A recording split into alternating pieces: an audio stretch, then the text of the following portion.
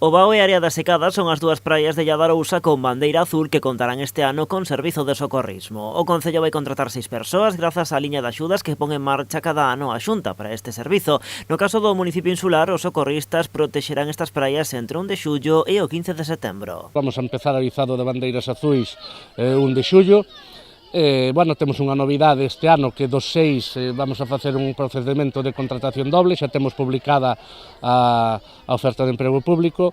Deses 6 socorristas non vai a ser contratado como socorrista coordinador pois para organizar a seguridade e a vixiancia das dúas praias nas que van a estar traballando, non? Que son esta praia do Bao e tamén a outra praia de bandeira azul que é a Área Secada. No conxunto das comarcas do Salnés e Caldas, a través deste paquete de achegas do Goberno galego, vanse contratar case unha trintena de socorristas. No conxunto da comarca Salnés Caldas, pois vai a conlevar a contratación de 29 socorristas por parte dos concellos que foron beneficiarios, que foron os concellos que solicitaron. No caso da Illa de Arousa, un total de 6 socorristas. En total, a Xunta vai aportar para estas 29 contratacións 90.000 euros a través da Consellería de Emprego e Igualdade. O delegado explica que neste caso o papel do Goberno galego é fundamental para que os concellos poidan destinar os seus recursos a outras cuestións. Para nós, a Xunta de Galicia, máis de ser unha medida importante de fomento do emprego, pois tamén o que implica na seguridade